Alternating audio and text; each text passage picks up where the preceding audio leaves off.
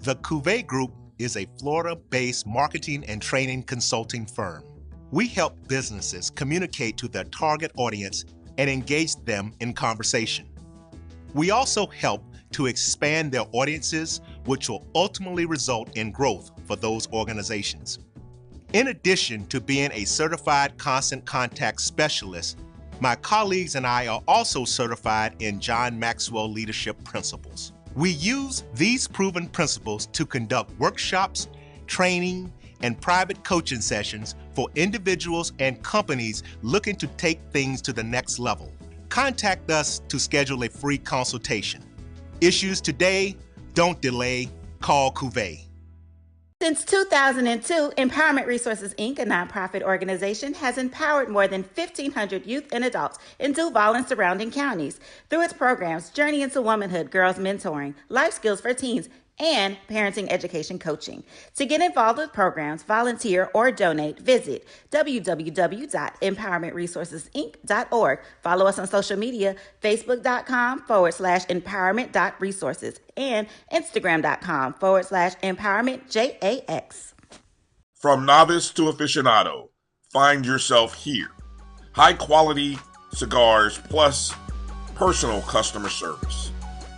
Slow Burn is Waco's only mobile cigar lounge, featuring a meticulous, curated collection of premium cigars. Visit our website, www.slowburnwaco.com. That's www.slowburnwaco.com. The human voice has always connected audiences with experiences. Major brands all across America have trusted Kever's voice time and time again. Conversational, powerhouse, intelligent, and sincere.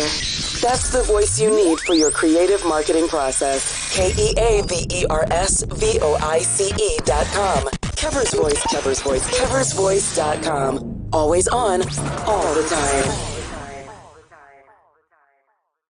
Are you hungry for authentic Caribbean food like jerk chicken, oxtail, red snapper, shrimp, tofu, and rasta pasta? Well, find your way over to Mango's Caribbean Restaurant, 180 Auburn Avenue, right next to Royal Peacock in downtown Atlanta. Them belly full, but we hungry. Mango's Caribbean Restaurant, open daily from 11 a.m. to 10 p.m. And on Friday and Saturday, we're open till 4 a.m. Come to Mango's and put some spice in your life. Oh, we've got a good thing going.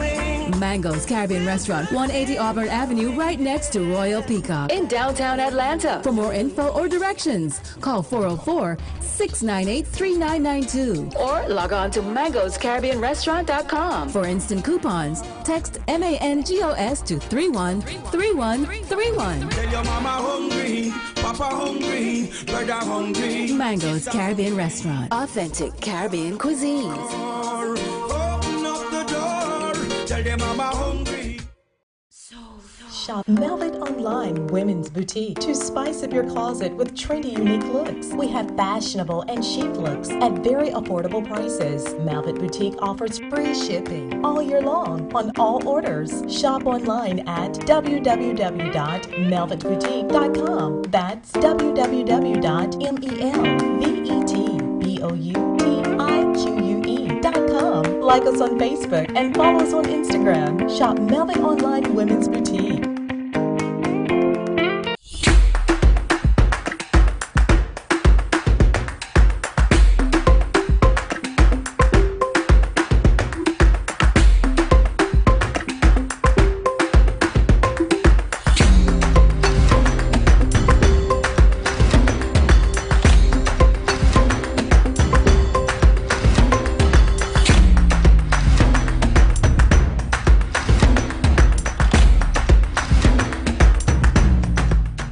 It's never too early to plant the seed, to share the tradition, and instill a sense of pride in your HBCU with your little ones.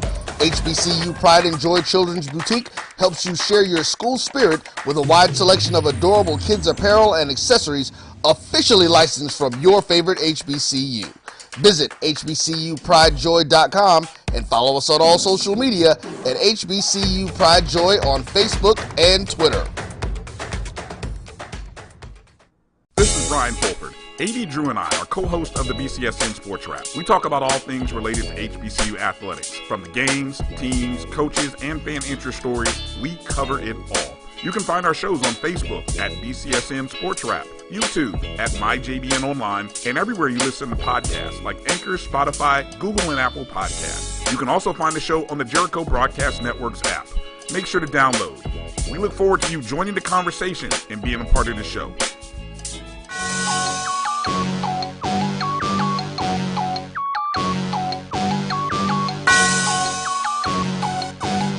Yeah. I love my HBCU. And boy, I love it, love it. I love it, love it. I love my HBCU. And man, I hope my team they won. Yeah. I hope my team they won. Yeah. Man, I hope my team they won. I hope my team they won. Yeah. I tune into the HBCU Sports Lab to see if my team won or lost. If they lost, I'm quiet as a mouse. But if they won, keep tab. I'ma do the dab, yeah. Dr. Cavil, he know what he be talking about. Mike and Charles, they know what they be talking about. They compress the analytic data with the hip hop. If you know them like I know them, they gon' tell you if your team, if they won or lost, and who the ball. So listen to Professor, yes sir, and pay attention. This is Dr. Bill with Inside the HBCU Sports Lab with Mike Washington and Charles Bishop. Mike Washington is back on assignments. I'm gonna show some. Thank you, Charles. But I know everybody else asked it. He's like, man, where, like Carmen San Diego, where is Mike this week? I said, well, he sent proof this time, so he gonna make sure. He wanted to make sure see his funds from his refund check that he gets for travel. It was on hold because there was a paperwork missing, right? And so I was a little nervous because I didn't get the paperwork. Usually I get the paperwork, no big thing. I guess he was just traveling so much he probably hid some stuff and kind of missed out. But he sent paperwork, pictures. He was on assignment in Orlando, so on Tuesday I'll show the whole course in the class just to make sure, because people were asking questions. I think they were legitimately worried. So welcome back, Mike. And then we got BJ Jones with the biggest smile, sarcasm. I think he was sending everybody a message last week. You got to understand his sarcasm when he was telling everybody had a chance. And, you know, that team down there. You know how you big up somebody? This is the last thing I say before I open the show because I want to clear this out. That was the utter just, I mean, first half, all right, somebody decided to come play. Somebody, the band, the fan. But outside of that, when you look at everything, that was just the other, utter failure in all capacities. Southern just did what they did, particularly owning Prairie View in their stadium. I don't get it where you can win more against Southern on the road in the last 10 years than you can do at home in a beautiful brand new stadium. It's like now they want to call it Mumford West or something. What the hell kind of, and the shit is like being true. So with that being said, use my language there, but what is it? And what was sad, Charles warned. He said, man, come prepared or whatever. And I was like, yeah. So I set it out there. All the Prairie View folks were prepared. They came in, had more RVs than they had other than homecoming. They had more RVs. They were loud. They had talked noise all week. They got in the stadium early, like Charles said. The new AD had it easier to get in the stadium. So people were there earlier. They got in earlier. They were prepared. They were loud. They were intimidating. You even had a little fisticuffs before the game. But Southern came with more RVs. It's like they got the message. They're going to be ready this year. We got to be ready too. They came with more RVs than before. I'm like, what? They came even louder in response to Prairie View's loud. The band is always solid. Prairie View's band was more solid. They were more prepared, but it sounded like Southern's band was like, we going to be even more ready. So they came in more ready. And then all of a sudden the second half happened and the rest is history. 35-0 outscored in the second half. And you talking about people, all they could do is go back and tailgate, which they stood. They didn't just leave. They went back and tailgate, but I tell you, it was a lot of drinking for the wrong reason at the tailgate. I'll leave it right there. So I don't want to say nothing else about the matchup. I'm going to let the experts get into it. But while we're doing it, welcome to episode 315 of Inside the HBCU Sports Lab radio show and podcast, the show that's covering the sporting HBCU drafts, all things HBCU sports from institutions large and small. From the NAIA to the NCAA, we share insights and information on the HBCU sports stories, athletic programs and business of HBCU sports, insights and information on the HBCU sports culture, HBCU athletic aesthetics. We just call it HBCU sports pedagogy. I'm your host, Dr. Kenyatta Cavil, along with my co-host, Mike Washington, back from assignment, Charles Bishop, as well as BJ Jones and Joshua Sims Jr. Hey, I understood what you said now, Brother Sims, because the second half, I guess they decided to go up tempo and we just wasn't ready. So I need to borrow that film that you taught us with, so I can go send it to the coach and be prepared next time. We're filming from our home studios and sitting in Signal Live at KCOH 1230 in the studios with radio Hall of Famer Ralph Cooper, beautiful home of Texas Southern University. Texas Southern University won a close. Got it done. Overtime, boy. Some good games yesterday. Today's episode of Inside the HBC Sports Lab is sponsored by THC Agents. THC Agents are a company that provides sporting and educational consulting and data analytics. I'm going to go to each of y'all. Just one. I just want one game. I know you want to get into multiples. We'll do that throughout the show. But who made a statement yesterday? And it could be a statement in the affirmative or a statement in the negative in terms of what you saw of all the matchups. Starting with you, Charles, what was your biggest takeaway from week number 5 in HBCU sports? I think when you had everything on the line yesterday, Southern responded. I said that, you know, they could be looking towards basketball season if they didn't win that game. and they did, you know. Hats off to them. They went into a hostile environment. Like you said, they were louder. They counterpunched. And the second half, they took over that game. And, you know, that's the mark of a championship sort of caliber program, that when, you know, the chips are down and everything is stacked against them, they do what they need to do to come back. So I definitely think the Jaguars sent a message yesterday. Good point. Go to you, Mike Washington. What was your thoughts of yesterday? Hold up. Let me put the white Hennessy away. Hold up. Man, we took 4 L's yesterday. We lost in the tailgating. We lost in the band. We dang sure lost on the field, and we lost the 5th quarter. I'm not a band aficionado. That'll come on our show later today. But to me, that sent a message. They're coming out in the second quarter with that fast break offense or that no huddle, just caught Prairie View on their heels. They exposed Prairie View.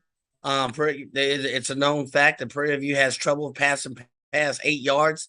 Has difficulty, and they exposed that. They sat back. They had the right coverage. The free safety played adequate. Their defense was ready, and that's my point.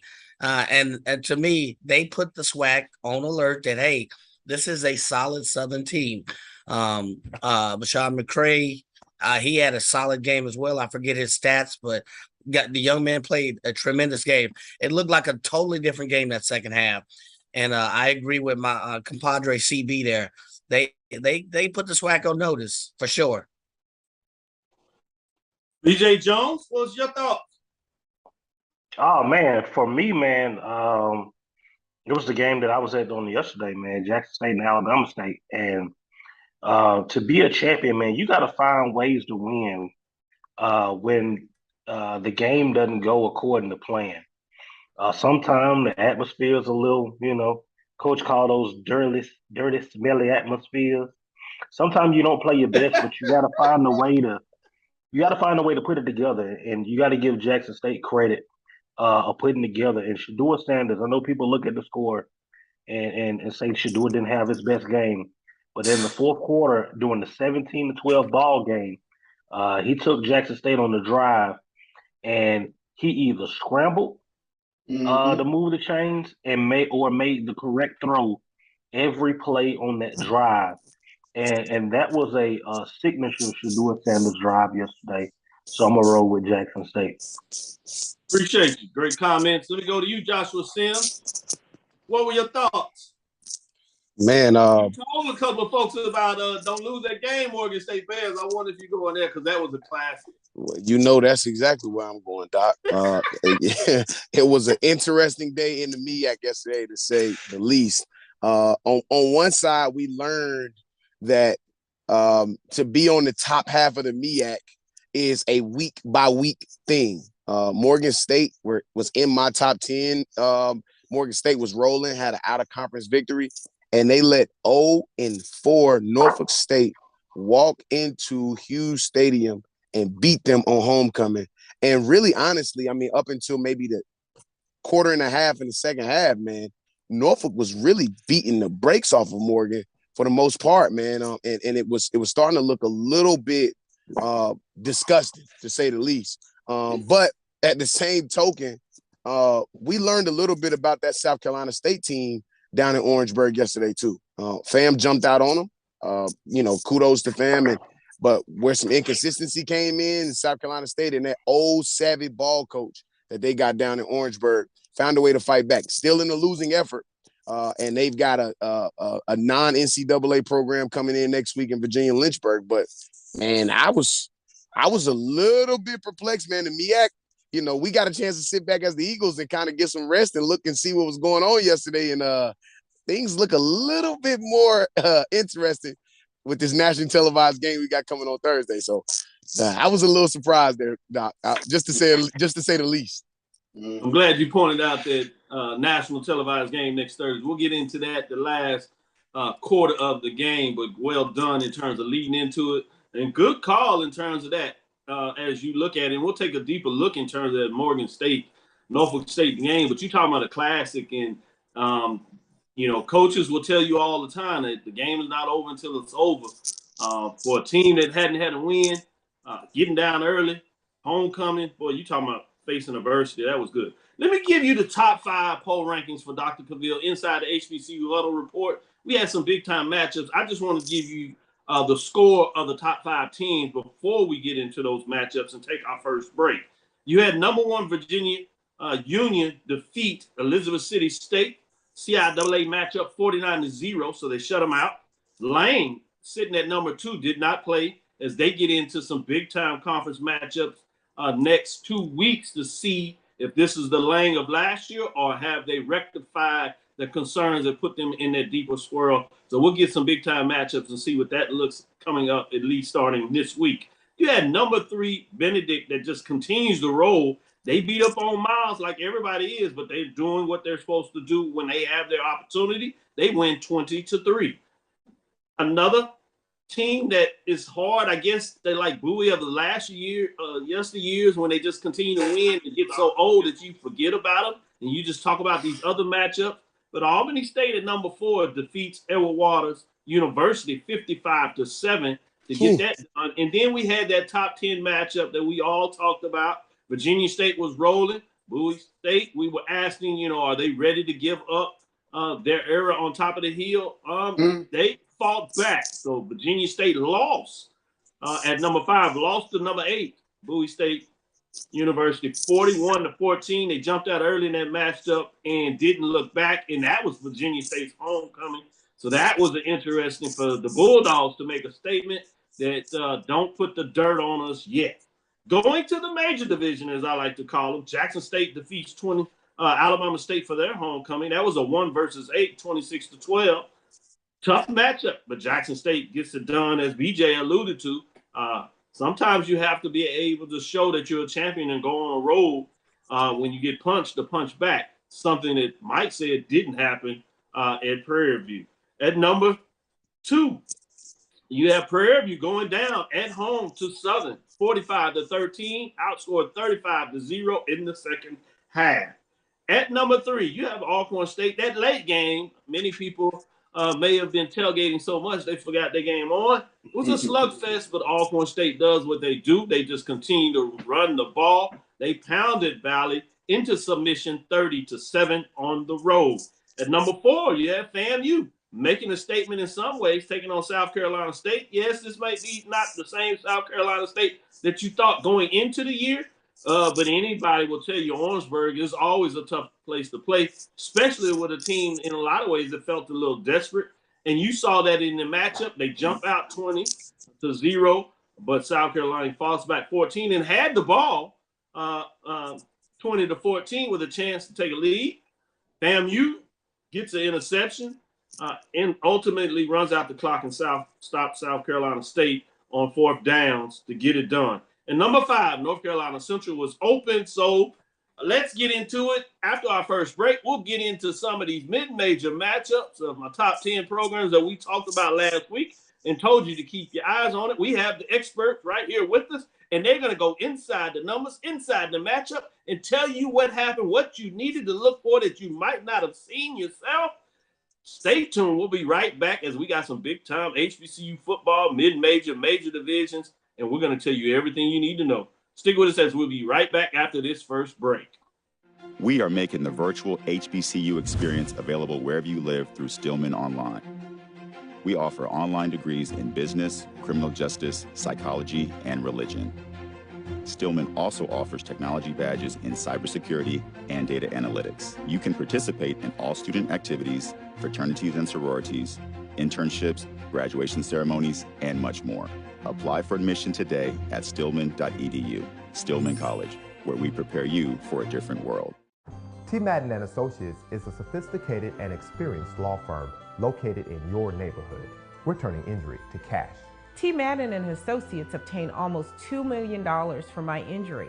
They turned my injury to cash. Now, we can't guarantee how much your injury is worth, but we've recovered millions for our clients. Call T. Madden and Associates at 833-PAID-123. That's 833-PAID-123. From novice to aficionado, find yourself here. High quality cigars plus personal customer service. Slow Burn is Waco's only mobile cigar lounge, featuring a meticulous, curated collection of premium cigars. Visit our website, www.slowburnwaco.com. That's www.slowburnwaco.com. Press the analytic data with the hip hop. If you know them like I know them, they gon' tell you if your team, if they wanna lose, and who the ball. So listen to Professor, yes sir, and pay attention, cause he gon' teach a lesson. This is Dr. Bill with Inside the HBCU Sports Lab. As I promised, the guys are still here. They did not roll off. As I told you, as they prepared to give you a breakdown in all facets. We're going to start with the mid-major as we do. Let's get into this Morehouse Tuskegee Classic, long-time classic as they've been playing. Tuskegee at number 10 gets it done. They improved to 4-2, 3-0 in SIAC play. They're rolling right now as they defeat Morehouse Maroon Tigers, who are struggling. 0-6 on the season, 0-3 in the conference race, 31-14 final. In Birmingham, as this is the second iteration as they move from Columbia, as you know. What are your thoughts on this matchup, B.J. Jones? I mean, the biggest thing is, man, Tuskegee looks like a completely different football team than what they looked, those first couple of weeks. Reggie Ruffin really has that team gelling. Defensively, they were solid, limiting Morehouse to only 14 points. That Tuskegee team, man, they look like they're on a collision course with Lane about who's going to represent that Western Division of the SIAC in the championship game. Talking about Lane, perfect lead in, B.J. Jones. Lane played yesterday. Remember last week we were all up here talking about praising Lane with the major upsets. They get back into conference play. At number 9 as they jump in the top 10 for the first time this season, but then those Kentucky thoroughbreds start to kicking, and they get it done on the road at number 9 Lane, who dropped the game 31-26. So Kentucky thoroughbreds improved and earned their first victory of the season. They proved a 1-4, a 1-1 in conference race, and Lane Dragons dropped to 3-3 and 2-1 in the conference race. As B.J. Jones says, this does not put them out of the conference race, but this has to be a stunner for them in some ways. But that's why you play the games. Mike, what are your thoughts in terms of this matchup between Kentucky State and Lane Dragons? Yeah, so you wondered Lane keeps fluctuating in the SIAC, but yesterday kudos to Kentucky State, 332 yards of total offense. Lane actually had 263 yards in the air, but only 99 on the ground. So you got to give it to Kentucky for a solid fall game. So, on the kickoff, you had Darius Kirkland. He returned the ball for 50 plus yards, putting his team on the 31. And then they scored about, 4 or 5 plays later on a 3 run. So they were able to move the ball up and down the field.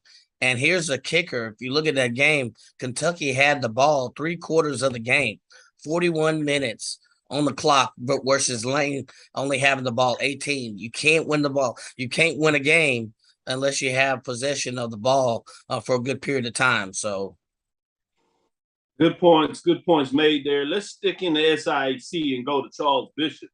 Savannah State had their homecoming, and they brought in everybody's favorite homecoming. It says Virginia Lynchburg, but it may surprise some. They got it done. They proved a 3-2, 1-1 on the season as they defeat Virginia Lynchburg. 0-6 on the season, but it was just 28-14. I was a little surprised with the overall number. It seems like Virginia Lynchburg continues to get better, so credit to them in terms of literally not quitting on the season. But I was somewhat surprised, as this is, as you alluded to earlier in the show in the first quarter, that this is a non-affiliated NCAA team, but they just keep chugging along. Charles, what are your thoughts in terms of Savannah State getting the win, but just the way they got it, 28-14 was the final? Yeah, I mean, Savannah State got the win, but credit Virginia Lynchburg for some fight. And it looked like for the first 30 minutes of this game, Savannah State had messed around and picked up the wrong homecoming opponent going into halftime down 7-0. But credit to them, they were able to get rolling once they came back after the break. But, Virginia Lynchburg had a fake punt in there, got a first down, and kept some momentum there in the first half. And if you take a look at the stats, they even outgained Savannah State in terms of total yards, 294 to 268. So they weren't a sacrificial lamb, if you will, for home. State was able to get it done. Let's go to great points, Charles, in terms of Savannah State getting it done. They get the victory at the end of the day. If it's 1 point or 20, 40, in the win column, it just says W. And Savannah State did get that. Everybody in homecoming down there in Georgia, the bottom there in a lot of ways, they were singing all of the jubilees as they get the homecoming, as you know. Let's go to Joshua Sims. This was upset for some, at least in terms of the poll ranking, but others felt that thought that it should have been the fact that this is just what you do when you are the perennial champions over the year. New coach, who cares? New coordinator, who cares? New coach for Virginia State. Bulldogs says, still, who cares? Homecoming, whatever. We in here, number 8, Bowie State Bulldogs improved to 4-2. Probably one of the more important points as they go to 3-1 in conference race. They defeat number 6 Virginia State Trojans that many thought were rolling, surprising everybody. Dr. Henry Frazier III coming back to and playing his alma mater. They was like, hey, we know you. 4-2 overall and 3-1 in the conference race. And wow, check out this score. 41-14 for those that didn't quite know. Yes, 41-14. Bulldogs get it done. They said, we're not yet dead yet, and jumped out of that grave when everybody was trying to bury him. Joshua, what do you think in terms of what went on in this matchup? Yeah, Doc, man, from one Doc to the other Doc, if I know Coach Frazier, I can only imagine the words that were being spoken after that game inside that locker room. But kudos to Coach Jackson, man, and that staff at Bowie. Man, 413 total yards yesterday. Wow. They jumped out on Virginia State 24-0 in the first quarter. And we talked about this a little bit last week when we were talking about my Eagles. Man, it's hard to jump back when you get down, 3+ possessions in the first half, man. Shout out to Dion Golat, 3 touchdowns yesterday, 3 receiving touchdowns yesterday, over 150 yards receiving yesterday. I mean, this kid was lights out yesterday. And, man, to say the least, I know that Coach Frazier did not enjoy this one bit, to have his alma mater come in and beat him on his first homecoming at Virginia State. Oh my God, man. I mean, but when you look at the numbers, it was overwhelmingly a dominant game by Bowie State, man. Over 240 yards passing, over 170 yards rushing, man. And so, when you have those mixes like that, where that's as balanced as you're going to get in modern day football, that is when you see teams become very, very dominant. And then the second string and third string guys in, it still didn't let up. So it was a good game by Bowie State, man. Those Bulldogs did a great job going in and beating Virginia State at home for their homecoming. And, man, I'm looking forward to seeing what Bowie does the rest of the season, man. They made the CIAA very interesting to say the least.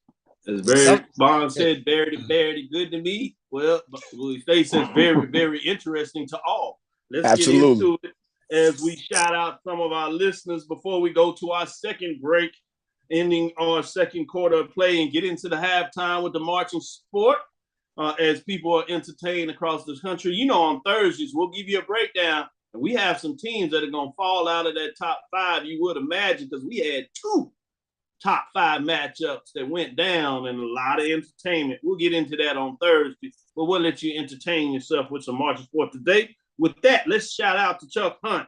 Michael D. Jones is in the building. Jimmy L. Wilson is telling folks that are moving around in terms of Ricky Burton, Traveling Grace.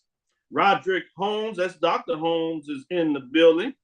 Shout out. Who else we got? Regina Johnson says, Valley shut down my Mack truck for 3 quarters, but in the fourth quarter, all the momentum shifted in the favor, and it was over from there. Yes, you talking about shifting a high gear going into that mountain. Credit to the Braves. They just do what they do. They keep rocking. Michael Lee just crying off on stuff, folks up in here acting as if the Valley blowout was the game of the year. Hey, let the smack talk begin. That means next week in fourth quarter, they won't even wait till we get there. It's another one of those showdowns. Interstate rivals with Mississippi and Louisiana. This time, it's Alcorn and Southern, and Alcorn goes back to the scene of the crime. We'll absolutely. They don't get in and talk to you a little bit more about that. That should be fun, but we're going to tease it out. We got a little time for that. These folks are ready to go. Lonnie Shaw, Jimmy Wilson again is in here. My Panthers took 4 L's Saturday, 3-3, overall 3-1 in the West. It's over yet. You're right. It's not over yet. Have a chance to see what's going on because things will get interesting. We'll see in terms of the next matchup. Intriguing things. We won't go too deep in this, but there was altercation before the game. You've probably seen it out there, and I think that will affect some of these matchups over the next week or 2 in regards to how the commissioner, we saw what took place between Jackson State and Southern. He came out, reviewed the film, and you had at least a player or 2 lost for those teams. So I'd imagine something similar here. We will wait until we get official word, but just putting that out there for clarification. Karen Griffin says rolling as she is in the building. Brandon King, John Richardson. Who else is in? Travis, Tyrone Banks is in the building. Reginald Johnson getting it done in so many different ways. Great comments. Larry Rashad Jenkins. Jazzy Faye is in the building. George Walker, Jerome G. Sutton. JSU halftime show was good. Oh, credits out there. I respect Jerome G. Sutton, so I'm going to listen to what he says. He will get some analysis in my Thursday marching sport framework as well as the others. G. Boom Holly says in morning, Daniel Jackson, Alan Bozeman, appreciate you all. We'll get into our next break and come back on the other side, and we're going to talk about the major division matchups. We're going to give you a bonus and give you some extra ones on this Sunday morning. Stick with us. We'll be right back after this break.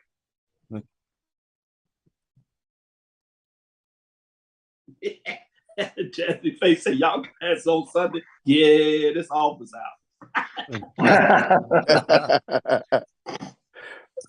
Good stuff. Let's get in here. We got quite a bit. Hampton and Maine. Anybody want to take that one? A good. The links there. Close one, but no cigar. Ugly one. Hampton home tough. Came in there without I was about to say that. Yeah, Hampton was in Hampton, Maine. Yeah. You'll take that, Josh? Yeah, I'll take that one. Good. Anybody else?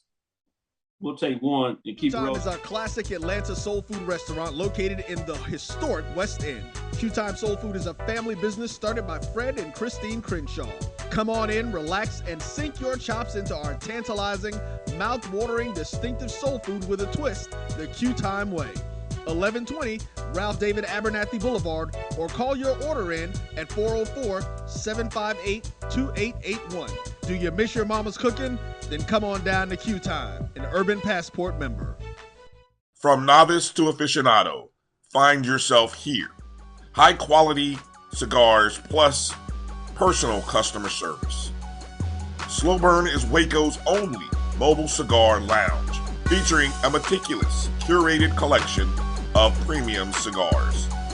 Visit our website, www.slowburnwaco.com. That's www.slowburnwaco.com. The Cavil Group is a Florida-based marketing and training consulting firm. We help businesses communicate to their target audience and engage them in conversation. We also help to expand their audiences, which will ultimately result in growth for those organizations. In addition to being a certified constant contact specialist, my colleagues and I are also certified in John Maxwell Leadership Principles. We use these proven principles to conduct workshops, training, and private coaching sessions for individuals and companies looking to take things to the next level. Contact us to schedule a free consultation. Issues today, don't delay, call Cavil. Press the analytic data with your hip hop. If you know them like I know them, they gon' tell you if your team, if they wanna loud, and who the ball. So listen to Professor, yes sir, and pay attention, cause he gon' teach a lesson. This is Dr. Bill with Inside HBCU Sports Lab. We're back with the fellas. That's Charles, Mike, BJ, and Joshua giving you insight into the major division. This is where everybody really gets the Joneses. Great matchup. Some of them were not, baby, depending on what you had. Let's start with what we call those independent programs as we go to Hampton, Virginia, Armstrong Stadium, breast cancer awareness. This was for the classic major division game of the week. Since we didn't have a traditional classic, we went into the breast cancer awareness in Colonial. Number 7 Hampton Pirates were quietly getting it done. They were playing Maine Black Bears that didn't have a win on the season. So I was like, hey, keep your eyes on this one. Can Hampton get their first Colonial win? No. Maine Black Bears improved to 1-4, get their first win in the season, including a conference win, 1-1 in that. And number 7 Hampton Pirates fall into 4-2, 0-2 in the Colonial as they fall 31-24. Close matchup was not to be. What are your thoughts in terms of what takes place there, DJ? Man, the biggest thing is, Hampton really had an opportunity to win this ball game. 31-24. They kept it close, which was something that a lot of people didn't think that Hampton would do. I think Hampton was predicted to finish dead last in the CAA, but to see them coming in and compete yesterday the way that they did, man, it got to give you a lot of promise if you're a Pirate fan out there. Great point when you talk about it and look at it like that. They are playing solid. And it's always tough when you lose those close ones because you're like, hey, maybe that's it. Let's go into Nashville as we travel around the country. This is another one of those independent games. The official HBCU independent non-conference major division matchup features Tennessee State and Bethune-Cookman of the SWAC. Nashville, Tennessee, Nissan Stadium. It is homecoming. Tennessee State Tigers get it done. They improve, get their first win of the season after a tough loss to Lane. Everybody forgot that because now they're winning. They're 1-4, or at least got a win. Defeat Bethune-Cookman Wildcats 1-4 that have been on the road last 10 days or so. They fall 41-17. A couple of key plays early in that game, and they were able to stretch it out and kind of cruise, it looked like, as Wildcats fall. Mike, what were your thoughts? I know you were watching this in the suite as you were going back and forth between the games, especially when it got away in the second half. You got a chance to focus a little more.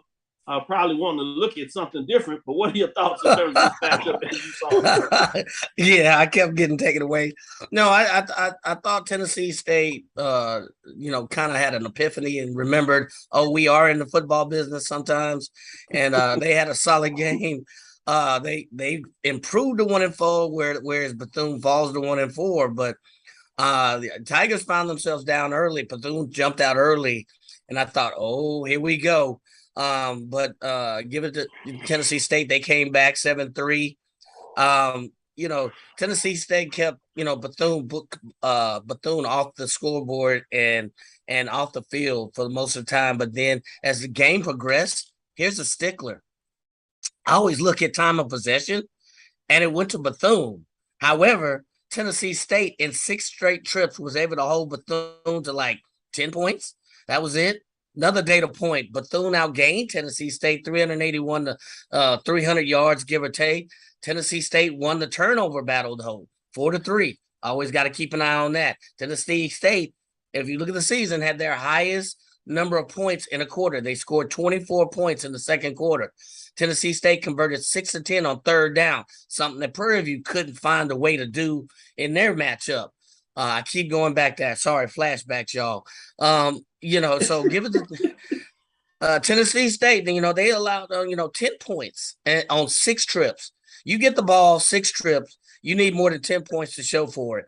So, and Tennessee State also had a balanced game on the defensive side, 10 tackles for loss and 4 sacks. So they brought it to Bethune. Give it credits off to Tennessee State on this game.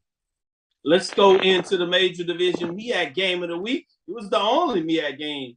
Baltimore, Maryland, homecoming. Yes, I'll go back to it again. The scene of another crime. Norfolk State improves with their first win of the season, 1-5, and gets off beautifully, if you would, in the MEAC races. They're coming in at 1-0. Boy, who would have thought it? Morgan State Bears, I should say, that were receiving votes to get into the top 10. A victory would probably get them there. But they lose it. And not quite ready to understand what it means to really be a solid team after some early success.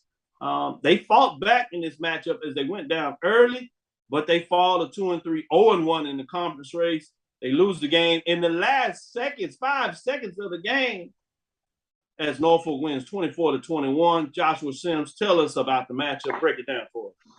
Yeah, man. And it's always a good day when I can give a shout out to my Eagles. So we won yesterday, even though we didn't play yesterday.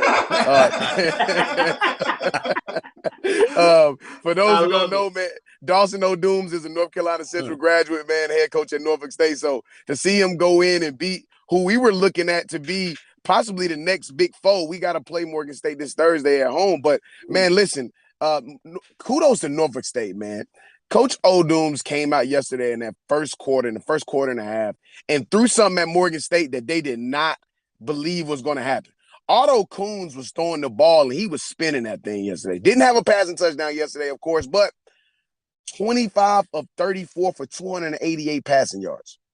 I mean, who would have thought that Norfolk State was going to throw the ball around like that yesterday against Morgan State? And as I was watching the game, man, it wasn't like they were beating them crazy with over-the-top balls. You're talking 4 or 5 yard little short passes, taking what the defense was giving them. Defense was playing off man. They were trying to go to some zone and as they kind of finished out the first half. But Norfolk State came out and kind of punched them in the mouth, man. They went in at halftime up 17-7. But then kudos to those savvy Bears and Coach Damon Wilson, man. That second half looked like a totally different team and had a chance to win it there, man. They really did have a chance to win it. But again, kudos to Coach O'Dooms and that staff there at Norfolk State and those Spartans. Find a way to walk into Morgan State, man, and beat them on their homecoming when Morgan State was probably at that time, honestly, because we lost last week, they were the hottest team in the MEAC, man. They had won 2 in a row. I believe they had won maybe almost 3 in a row. So literally, man, it's a tough loss for that Morgan State staff and that team, but they'll get a chance to get their face back in the most hostile environment in the MEAC in O'Kelly Riddick Stadium this Thursday. We'll see if they can step up to the task. Hey, I just learned something, Doc. He said Coach O'Dooms. All the years he was with Southern and playing Prairie View, it's Coach O'Dooms. Now it's Coach O'Dooms. When did the name change come? Look at homecoming. Look, just to give you some insight, right? When Coach was able to have maybe a bye week, or he was able to come back home and come to 1801 Fairwood Street, we call him O'Dooms, man. that is because of how he played when he played in North Carolina Central. It's because of how he played. He was a part of that defense that we called before there was a Legion of Doom. He was a part of that defense in North Carolina Central that was wreaking havoc in Division II. And so we just call them O'Dooms. We may be saying it wrong, but then again, it's at homecoming, and everybody might be drunk. Everybody. I love it. You know, Monday morning, tomorrow morning on the coaching show, you know I'm using that. I'm saying your defense plays like this coach quarterback. O'Dooms is what they told me they call you down. Yeah. He gonna fall out. I totally thought it was just North Carolina dialect thing going here. I was like, he's okay. Going off the cliff fast. Let's get over here to BJ Jones. And that's kind of how the second half they went off the cliff. You so right. And that's kind of how Trey Oliver said they called him. His name was Tyrone in school, and he was like, he don't know where Dawson came from. Yeah, he called it. Yeah. You ain't got to say what your mama sent you. The name your mama sent you to Central with. That ain't what you come back home with. No way. Yeah. Now let me check this out and set this up. Mike, you enjoy this. You know Ronald Brick Peterson, my line brother, right? Yeah. He's in Las Vegas, has a Chick-fil-A. It's the second store that he opened since he moved, doing really well. It's on the strip out there. So if any of y'all in Las Vegas, go and support brother HBCU brother doing really well. He texts me, and I'm rolling down there. I got plans. I'm getting there early, right? Deuce has other plans, so I'm down there by myself, getting prepared. He says, "Are you going to the PV game today?" I was like, "What kind of question? You know, I always go to the game." So he set me up. Roxanne, which is his wife, he says, Roxanne's cousin plays for Southern. August Petrie. We will be there to see him play. I said, yes, 30 minutes, cool. And so I'm like, who's this Petrie? You know, whatever, you know. I look up senior, 6'1", 176 pounds, Opelousas, Louisiana. I looked him up last night after the game. I'll tell you a little bit about that in a minute. He texted me about 14, where you at? I said, I'm in the suite 228. It's 420. I'm ready for game time. I'm sitting up there, setting up all my TV screens because I'm finna be in the lab. Go to work, watch the game, and see what happens so I can report Sunday morning, put out my reports to the team. Because you know I stay up late making sure y'all have all y'all ammunition to go to work. He says, Roxanne's cousin is clowning. PV, 2 touchdowns. August Petrie. I say, yeah, for real. So the young cat, credit to him, 3 receptions, 45 yards, 15, 2 touchdowns, big touchdowns. The first 3 touchdowns in that game were interesting to me. Mike and several people talked about this. Pretty much through the season, certainly the last couple of games, Grambling most notably, the defense for Prairie View was there. And it was so much there that you did not see teams convert on 3rd or 4th down. In this matchup, especially early when it's close and as they start to pull away, Southern's first 3 touchdowns were all 3rd down conversions for touchdowns. Wow. Where you could have held them to a field goal and, you know, maybe struck nerve. I'm not sure at the end of the match it would have mattered much. But I thought that was fascinating in terms of a data point. Obviously, BJ Jones, I want to see where you go with this matchup because you look at it from a different eye space. But that was just something that intrigued me when I kept looking at it. I was like, wow, they can't get off the field on third down, especially in the red zone. And credit to Southern putting up touchdowns versus field goals, which is what Prairie View did early in that matchup. They did force Southern to one of them. But after that, it was not to be. BJ Jones, taking in whatever direction you want. As Southern at number 10 goes into number 2 at home, defeats them as Southern improves the 3-2, 2-1, as Charles said, pretty much saves the season at this point. Prairie View falls to 3-3, 3-1, and doesn't in such a fashion. Does it have any long-lasting occurrences? We shall see. 45-13 was the statement by Southern. BJ Jones, where are you at in terms of this matchup? Man, the biggest thing is that this is the scary part about Southern. Southern has yet to play a game this year at 100%. Where everyone who was penciled in to start was on the field. You've not seen 100% Southern team yet. So it's the scary part. The good part is this football team is gelling. They're coming together. You see mistakes that you saw earlier on in the season in that Texas Southern game. You don't see those same mistakes. These young men are coming together. They're gelling. And this is the big thing about Prairie View. First of all, Prairie View, that purple and gold combination is classic. I love to see that a little bit more. And when I saw that, I said, "Oh man, Prairie View, they look like Prairie View." I mean, it looks good. But I was nervous about this game because I was high on Prairie View from this summer, and I still think that Prairie View. This is the thing about Prairie View. They're not out of it. Right. The way you look at how the schedule sets up, Prairie View avoids Jackson State. They avoid Florida A&M. They avoid Alabama A&M. They have an easier road. You only have the one loss, and everything else you control in front of you. Southern did a great job at limiting what Prairie View was able to do offensively. Defensively, you saw Southern get into the quarterback, frustrating them a lot. And then you saw Southern being able to make some do damage with the quarterback runs, and also, man, converting on third down. So when it was a perfect combination, those kids came out, they played hard, and then hey, once again, I got the props back here, Doc. You know what we call Prairie View, right? All right. Once again, it's Baton Rouge, Texas. Once again, Norfolk West. Oh, so, man. It creates. Oh. Man, it creates a huge game. And we talked about how big this game was last Sunday.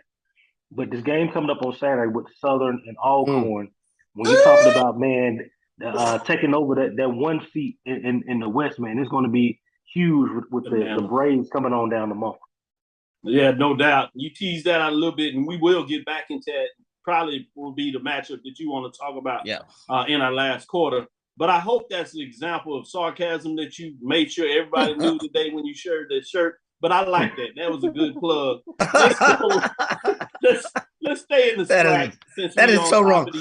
I'm going back to the white Hennessy right now. Bye, y'all. And he's not even gonna make it the breakfast version. I'm not even gonna make it to the end of the he's show. He's just a straight no chaser.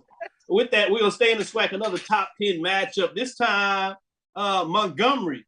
It was ASU Stadium. Unlike Prairie View, this was Hornets homecoming. We talked about it a little bit all week. Montgomery, Alabama, ASU. Number 1, Jackson State Tigers improved to 5-0, 3-0 in the conference race. Probably the most important part of this. Defeat number 8 Alabama State 3-3, 1-2. It was Jackson State 500th program win, which was significant in any fact. Obviously, there were some things at the end of the game that were intriguing. We'll get into that if you want to, and we'll probably get a chance to do it more this week because of time. But talk about this matchup, Charles. You were there. You saw it live. You sent me a picture that was electrifying atmosphere. You talked about how challenging it was to get in the stadium because of the traffic, much like we saw at Prairie View. So it's just good to see the interest level in these games so high for whatever reason you want to talk about. But get inside this game. What were your thoughts in terms of the matchup? Credit to the Hornets. They made it a game in terms of holding Jackson State there. Kind of went punch for punch. But it looks like Jackson State threw the last punch, and maybe I shouldn't say that in terms of what took place at the end of the game. But anyway, in a sporting context, you know what I'm saying. Go ahead, Charles. Yeah, I think first and foremost, hats off to Alabama State. They played a tremendous game defensively. I thought they did a great job of bringing pressure and really taking away the deep ball, taking away threats downfield. They did a tremendous job of doing that. They have big athletic corners. They did a great job with Jackson State's receivers and not letting Dallas Daniels get deep, or I believe Willie Gaines got deep for one, but just doing a good job of keeping things in front of them and just being physical, playing a physical brand of football. But when you take a look at it, and I talked about this a little bit on Thursday, the big golden rule for Jackson State is stop the run. And I think they were able to do that, and they were able to pin their ears back and come after Demetrius Davis, come after Miles Crowley. But, it was a tremendous atmosphere, tremendous football game, tremendous SWAC football game. Of course, things happened toward the end, but just talking about Jackson State's defense, that first quarter, you're talking about punch for punch. Alabama State came out punching 106 yards there in the first quarter, but they ended with a total of 177 yards. So this Jackson State defense is It's the real deal. And the big thing is not allowing you to run the football. I think that's one of the huge things that is what you see about this Jackson State defense. When they're able to contain the run, they can come after you and just create havoc for you. If they're not getting to the quarterback, because I think they only had 2 sacks yesterday, but they got so much pressure that they were able to just really keep Alabama State's offense in check. Quickly, guys, I want to split this up since it's a MEAC-SWAC matchup. Orangeburg, SWAC, MEAC, number 4, Florida A&M improves to 4-2, 2-1, defeats South Carolina State that was receiving votes, but they fall to 1-4, 20-14. Starting with you, BJ Jones, what are your thoughts a little bit in terms of this MEAC-SWAC? Big for the SWAC to get a non-conference win, especially as you saw Bethune-Cookman couldn't get it done on Tennessee State with this huge weekend that I told everybody that lived up in so many different ways. But let me get your quick thoughts on it, and then we'll get Josh's perspective as well.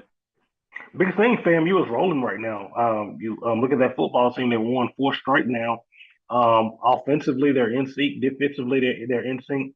You're starting to see those stars that were kind of quiet at the beginning of the year, the Isaiah Lands of the world, are now starting to make an appearance, and that bodes well for FAMU as you come down the second half of the season. And that was a big for them to go to Orangeburg to get a win over that South Carolina State team. That makes a statement not only for FAMU but the Southwestern Athletic Conference. Great point, Joshua. What are your thoughts from a MEAC perspective? Yeah, there's something to be said about kind of how that game went yesterday, man. FAM, kudos to them, man. They jumped out 17-0 at half, going into the half, came out the second half, kicked the field goal to go up 20-0. But man, as much as I would like to say negative things about South Carolina State, because we obviously have to see them later on down the road, Shaquan Davis is the real deal, man. And he's a glimmering light for that South Carolina State program right now. That it's just having some inconsistencies. The quarterback position is really hurting them right now. I mean, even outside of those 2 touchdowns that he caught yesterday, Corey Fields threw 3 picks yesterday. I mean, it's a rough situation for them down in Orangeburg right now. I can get into a lot of different components. We don't have the time as to what I'm starting to see from that offense and from that defensive line just not being as good as they were pegged to be, honestly, at the beginning of the season. But we don't have the time on this show today, and I'll get into it later on this week. But, man, that takes nothing away from Shaquan Davis. Man, and if all else fails, throw the ball to Shaq Davis, let him make a play. He had a 44-yard pass yesterday from Corey Fields, probably the best ball I've seen Corey throw this whole season. But Shaq went up and made a play and scored. So, let me ask this quick question. And I know they have Shaq Davis, but is the game plan for South Carolina State throwing the ball 40-some-odd times? Because it's not South Carolina State football. You know what? I don't think to it was, answer that but question, they got it's down, not. like you said, 20-0. What are you going to do? And their running game, and to that point too, Brother Charles, like their running game is just not doing anything right now. They're almost doing more hurting to themselves by trying to force that running game to happen than it is just taking what it is that the defense is giving them. And right now, there is no answer for Shaq Davis. The difference is you can't win a game depending only on Shaq Davis. You're not going to beat any of the rest of the teams on your schedule. They might beat Virginia Lynchburg next week throwing the ball to Shaq Davis. But outside of that, dog, they just don't have a true answer right now. And it's because of what's happening at the quarterback position for them right now. They tried to throw in Nix yesterday, and he looked terrible. I mean, Corey Fields has looked really, really bad, and I know he's got a lot of things going on, so I don't want to say anything bad about how the kid is playing, but they're reeling right now in Orangeburg, man, and it's a tough thing to see.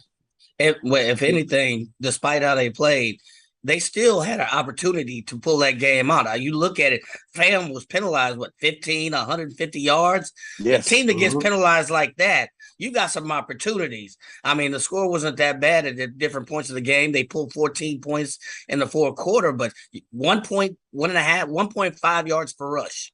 You can't get it done like that. Then you're relegated to switch to the passing game, which you're not, as you said, Brother Sim, they're not efficient at. Oh, man, great points, great football talk. I did want to sneak out 2 more before we go to our last break and get in our fourth quarter and talk about some games to watch. So think about which direction you want to go with that. I think some of them are obvious, but we can also go off the board. Let's go into Huntsville, Alabama. In terms of that Bulldog Nation got it done. Big win. Grambling is still fighting. That game went into overtime. They traded touchdowns in overtime. And then Alabama A&M got their touchdown. Didn't get the 2-point conversion, but they were able to stop Grambling on their try. So they win the game 37-31. Classic matchup for two teams that are fighting. A&M Bulldogs improved to 2-4, 2-1 on the conference race. Grambling State 1-5, 0-3 in the conference race. Lookward up, maybe just looking to be spoilers at some point this season. Bulldogs may be trying to figure out how to do it as they are still trying to figure out the win. The other one, quietly, and many people probably were not watching as much, but certainly you find out that Body finds a way to get it done in different fashions. We thought this was a team that would have put up a lot of points and the defense was suspect. Well, guess what? The defenses showed up. Offense, maybe not so much, but in this game, they did enough against a Pine Bluff team for their homecoming that certainly was fighting. The game went basically back and forth with Texas Southern pulling out, scoring with 3:31 left in that game, getting it done in so many different ways in terms of a big-time matchup. As Texas Southern improves to 2-4, 2-2 in the SWAC race, defeating Pine Bluff 24-17. As Pine Bluff falls to 2-4, 0-3 in the conference race. Last one, as we get into the fourth quarter, let's get into this last break and come back on the other side and talk about some key matchups in this upcoming week. And for many of you all, the football lovers, it starts early for HBCU because it starts on Thursday. So we'll give you some updates in terms of what that looks like and get you some key matchups as things just continue to get more interesting, fascinating, as HBCU sports are living up to it in every way. Stickers will be right back after this last break. 2002, Empowerment Resources, Inc., a nonprofit organization, has empowered more than 1,500 youth and adults in Duval and surrounding counties through its programs Journey into Womanhood, Girls Mentoring, Life Skills for Teens, and parenting education coaching. To get involved with programs, volunteer, or donate, visit www.empowermentresourcesinc.org. Follow us on social media, facebook.com/empowerment.resources and instagram.com/empowermentJAX. The human voice has always connected audiences with experiences. Major brands all across America have trusted Kever's voice time and time again. Conversational, powerhouse, intelligent, and sincere. That's the voice you need for your creative marketing process. KEAVERSVOICE.com. Kever's Voice, Kever's Voice, KeversVoice.com. Always on, all the time. Are you hungry for authentic Caribbean food like jerk chicken, oxtail, red snapper, shrimp, tofu, and rasta pasta? Well, find your way over to Mango's Caribbean Restaurant, 180 Auburn Avenue, right next to Royal Peacock in downtown Atlanta. Them belly full, but we hungry. Mango's Caribbean Restaurant, open daily from 11 a.m. to 10 p.m. And on Friday and Saturday, we're open till 4 a.m. Come to Mango's and put some spice in your life. Oh, we've got a good thing going. Mango's Caribbean Restaurant, 180 Auburn Avenue, right next to Royal Peacock in downtown Atlanta. For more info or directions, call 404-698-3992 or log on to mangoscaribbeanrestaurant.com. For instant coupons, text MANGOS to 313131. Tell your mama hungry, papa hungry, brother hungry. Mango's Caribbean Restaurant, authentic Caribbean cuisines. Open up the door, tell them mama hungry. Press the analytic data with your hip hop. If you know them like I know them, they gon' tell you if your team, if they wanna law, yeah, and who the ball. So listen to Professor, yes sir, and pay attention. This is Dr. Cavil with Inside the HBCU Sports Lab. I want to get back into it. Y'all got me so excited, I can't even say the name of the show. With that being said, we're going to go with our resident expert, SWAC HBCU football guru. We got our MEAC HBCU football guru. Basically, they just HBCU football and football in general gurus because they're just that talented. Literally played the game, coached the game, and continue to give you insight as you got BJ Jones that does the Tuesday spaces on Twitter in terms of HBCU football. And then you got Joshua Sims with HBCU Nightly on Wednesday. So you get back to back in the middle of the week. Tune on the show on Tuesdays. Go to BJ Jones on Wednesday in between the break. after you watch O&G Strike Zone, as well as the pregame show, you can get into Joshua Sims as they bring you some insights that you can't get. And they get a lot of talk. And they bring some women in to get in there and get some lather going too. Fascinating dialogue and great conversation. Check it out for those that have not been a part of it and those that are, to continue to return. With that being said, BJ Jones, what is the highlight game that you want everybody to keep an eye on that you say, hey, this is a big one? I'm gonna say it. Southern and Alcorn. I think that Alcorn, for the last few years has had Southern's number, and this is another big matchup. Alcorn coming over to the West, and it looks like the path to the championship game. This is one of those staples, to get there. So Alcorn, man, they're coming in hot, coming off 2 big wins, Arkansas Pine Bluff, Mississippi Valley. But make no mistakes about it. This will probably be Alcorn's toughest competition that they've played this year outside of Stephen F. Austin. So it's going to be a nice game. Alcorn has to come to Mumford, and Southern gets an opportunity to really make a statement. So I'm really looking forward to that ball game between the Jags and Braves. Great point. I like the way you built that in, and you talking about just old-fashioned, good old SWAC rivalry, as they say, in terms of heated matchup between state institutions. With that being said, Joshua, talk to me. What do you think? What do you want to keep your eyes on? I think I know where you're going. Yeah, Doc. You head on with that one. I'm absolutely looking at the national televised game we have on Thursday, and we'll be at 1801 Fayetteville Street, right in Durham, North Carolina, O'Kelly Riddick Stadium. Morgan State coming into Durham after that loss this past Saturday for their homecoming. Man, 2 big points on that, right? Well, we had a chance to kind of get a little bit healthy and have some rest during this bye week, man. We got some big key guys coming back on the offensive line this weekend. So I am very, very excited. One at our right tackle, another at left guard. We got those guys coming back this week. And then we got a big piece coming back for us on the defensive side of the ball with Brandon Codrington. Apparently is questionable for Thursday night's game. So with B-Kai coming back, we get a little bit healthier in that defensive backcourt. But the second point, man, is listen, man, with the MEAC being in this kind of super 6, 6 schools, you cannot afford to lose 2 games. So this week we should expect for Morgan State to come out swinging because they know, like everybody else knows, if you lose 2 games in the conference, it's over. You do not get a chance to kind of come back from that. So we've got to really be able to come out, and I'm looking to see which Davius Richard we're going to have show up this Thursday. Is it going to be the Davius Richard that we've seen perform inside of conference in years past? Or is this going to be the new and improved Davius Richard who's going to be ready to take this team and put it on his back and become the MEAC's player of the year this year? That's what's going to be interesting to me. And then just a quick shout out on the mid-majors. Virginia Union Bowie State this week. Big time HBCU football. Ooh. I love it. You get into the MEAC and a little bit of CIAA. You're right. That's big time. I have my eyes up there on that one as well, especially after the big win by Bowie State. That makes that just a little more interesting because we know what number 1 Virginia Union is doing. So showtime. Let's get it on. Yes, Charles, let me go to you. What are your thoughts in terms of this matchup, in terms of what we should keep our eyes on this week, I should say?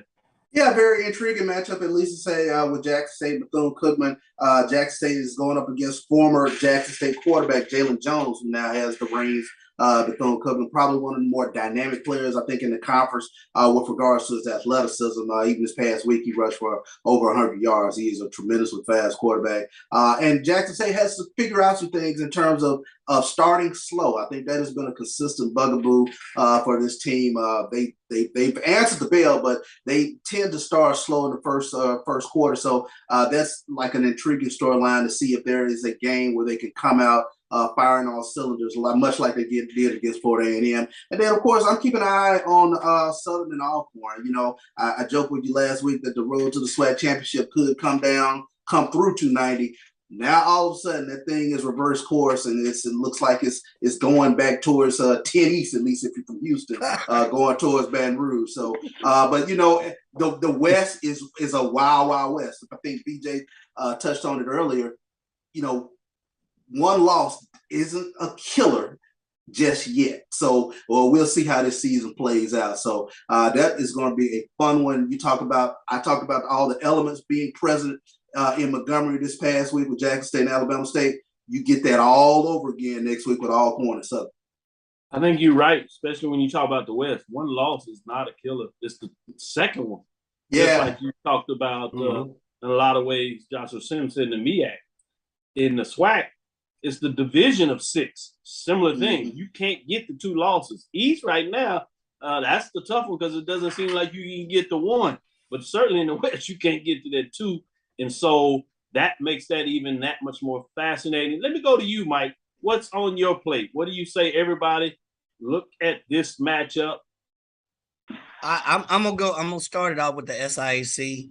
You got Benedict going down to Albany State. My wife's from Georgia. My folks, let the Low Country boils begin in the tailgate area. So look, I mean, you got 2 teams. They, both even records. You got Benedict sitting on top, undefeated. You same with Albany, but you got 2 teams with over 400 yards of offense per game. Data points. You got 2 teams that are leading in points and yards against in terms of defense. Data point. You've got a guy by the name of Zaire Scott leading us SIAC for Benedict in scoring. Data point, which is going to come out. So it also let you know or give you an indication of who's going to have the advantage in the SIAC. So that should be very interesting to me. In addition to the Alcorn State Southern game, because if Alcorn is able to pull that game out, Prairie View, we were saying, again, this was 3 or 4 drinks in at the tailgate. we now have to become Alcorn fans. So Alcorn's able to pull that out. Prairie View has a head-to-head still with Alcorn.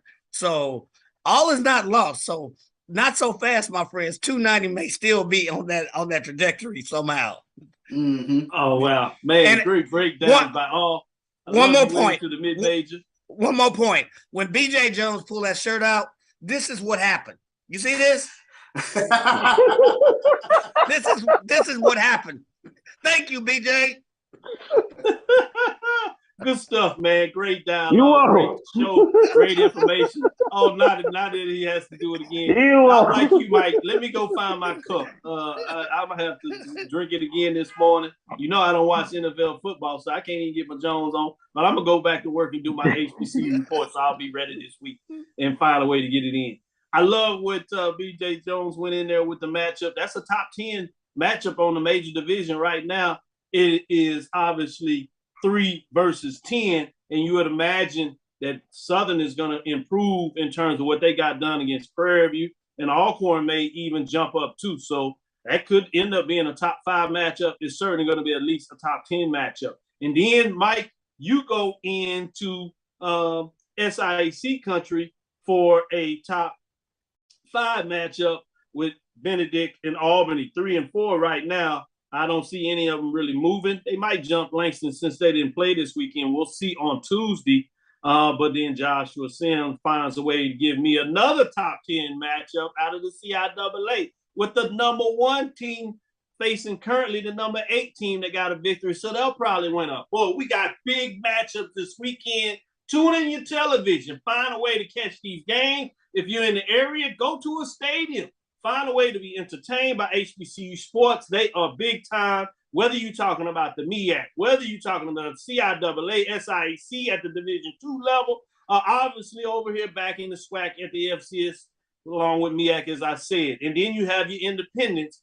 And the independents this year, outside of Hampton, they're playing good football, but North Carolina A&T, in terms of the Big South, they're in the heat of the bubble. Since Tennessee State got off the skins, they have not started OVC, so they even have a chance to show improve there.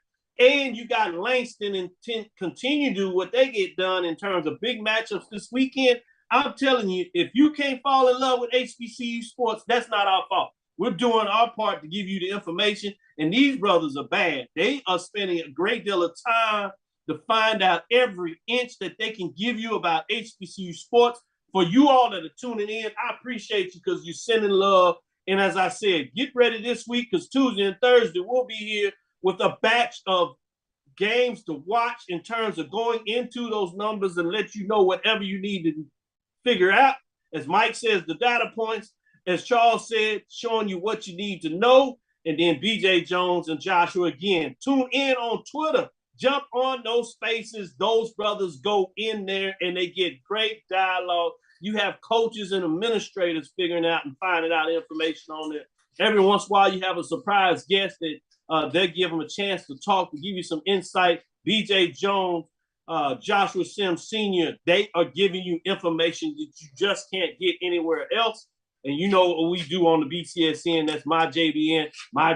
Download it, get all your information, check out all the shows, plethora of shows, whether it's Charles on Saturday getting you ready for your game day as he gets into it, as we start things off on Sunday, closing you out as you just had this show, and then obviously all the things throughout the week with Inside the HBCU Sports Lab on Tuesday and Thursday at 6, ONG Strike Zone, as we just continue to give you much love and updates. Thank you for listening to Inside the HBCU Sports Lab. Make sure you share our podcast with your friends and colleagues. I am Dr. Kenyatta, Cavil, the Dean of HBCU Sports, coming from inside the lab in the college HBCU Sports with Mike Washington and Charles Bishop, obviously with BJ Jones and Joshua Sims Sr.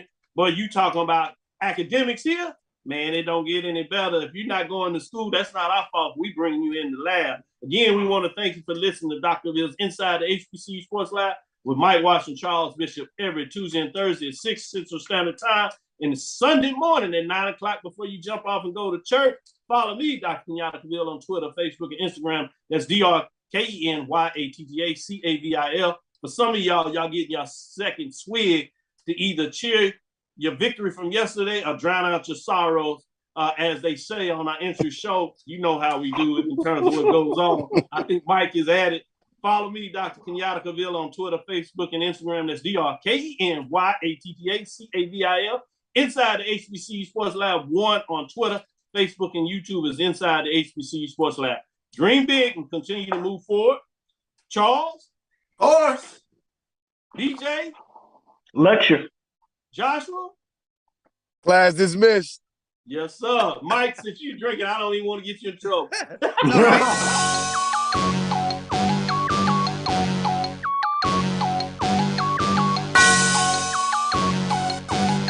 Yeah. I love my HBCU. And boy, I love it, love it. I love it, love it. I love my HBCU. And man, I hope my team they won one. Yeah. I hope my team they won one. Yeah. Man. I hope my team they won one. I hope my team they won one. Yeah. I tune into the HBCU Sports Lab to see if my team won or lost. If they lost, I'm quiet as a mouse. But if they won, keep tab. I'ma do the dab, yeah. Dr. Cavil, he know what he be talking about. Mike and Charles, they know what they be talking about. They compress the analytic data with the hip hop. If you know them like I know them, they gon' tell you if your team, if they won or lost, and who the ball. So listen.